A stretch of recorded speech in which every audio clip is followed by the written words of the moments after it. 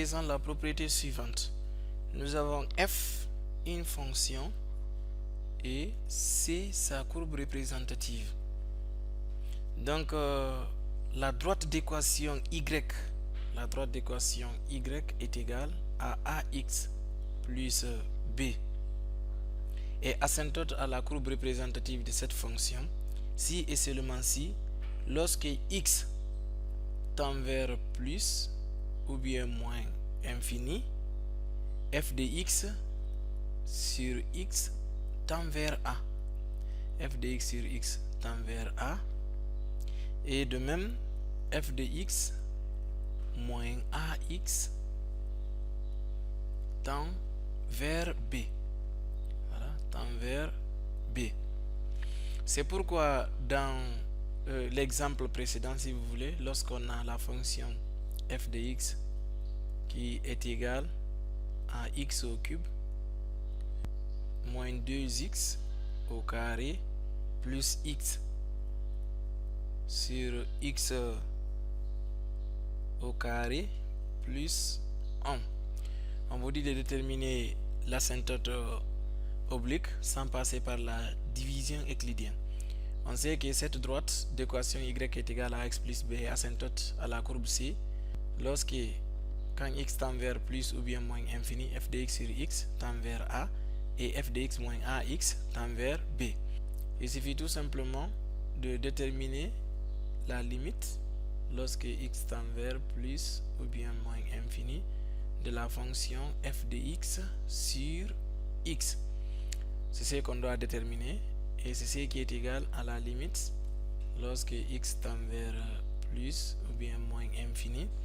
La fonction f de x d'abord c'est x au cube moins 2x au carré plus x, le tout sur x au carré plus 1. Ça c'est f de x maintenant sur x. Et là c'est cette expression x au carré plus 1 qui sera multipliée par x. Donc cela veut dire que la limite lorsque x tend vers plus ou bien moins infini de la fonction f de x sur x est égale à la limite lorsque x tend vers plus ou bien moins infini et là x au carré plus 1 multiplié par x, c'est ce qui sera le dénominateur. Donc le numérateur ne change pas, x au cube moins 2x au carré plus x, le tout sur x au carré multiplié par x, c'est x au cube. Donc 1 multiplié par x est égal à x. Maintenant nous avons la limite en l'infini d'une fraction rationnelle. Cela est égal à la limite en l'infini lorsque x tend vers plus ou bien moins infini du quotient d'un monôme de plus haut degré du numérateur et du dénominateur. Et si les deux là se simplifient, cette limite va donner 1. Et on a dit lorsque x tend vers plus ou bien moins infini, f de x sur x tend vers a. Ça veut dire que a est égal à cette limite 1. Nous avons déterminé a. Et de même, lorsque x tend vers plus ou moins infini, f de x moins ax tend vers b. Donc de même, nous allons essayer de déterminer si on aura une limite finie pour avoir la valeur de b. Remplacer ces deux valeurs ici, a et b, pour avoir l'équation de la droite. Donc, je dois déterminer la limite lorsque x tend vers plus ou bien moins infini de la fonction f de x moins ax. Et c'est ce qui est égal à la limite lorsque x tend vers plus ou bien moins infini. Tout simplement, f de x c'est x au cube moins 2x au carré plus x, le tout sur x au carré plus 1. Maintenant, moins ax. Et ax, a étant égal à 1, donc on aura tout simplement x. C'est cette limite qu'il faut déterminer. Voilà. On a la limite lorsque x tend vers plus ou moins infini de la fonction f de x moins ax est égal à la limite lorsque x tend vers plus ou bien moins infini, la fonction f de x c'est x au cube moins 2x au carré plus x, le tout sur x au carré plus 1 moins ax, a c'est 1, donc moins x, ce qui est égal à tout simplement la limite lorsque x tend vers plus ou bien moins infini, on l'aura au même dénominateur, donc là j'aurai x au cube moins 2x au carré plus x, x multiplie x au carré, on aura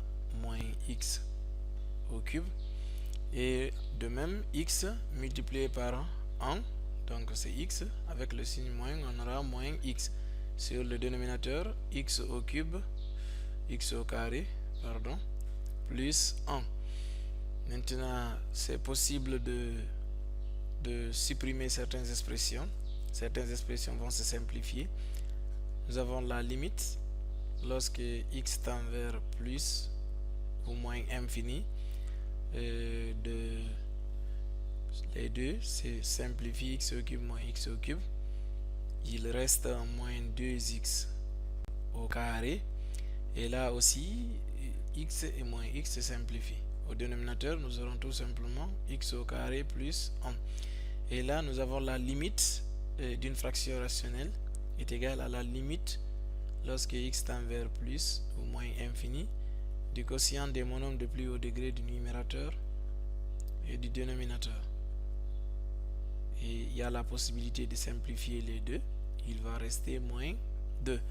Cela veut dire tout simplement la limite lorsque x tend vers plus ou moins infini de la fonction f de x moins ax nous a donné 2. Moins 2. Cette limite nous a donné moins 2. Alors que nous avons dit si x tend vers plus ou moins infini, f de x moins ax tend vers b.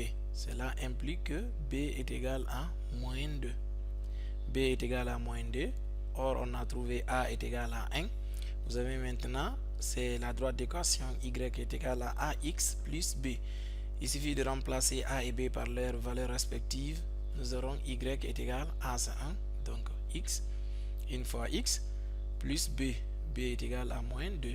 On retrouve la même équation trouvée avec la division euclidienne. Voilà, donc vous pouvez déterminer la limite en l'infini de la fonction f de x sur x. Si la limite est finie, vous trouvez a.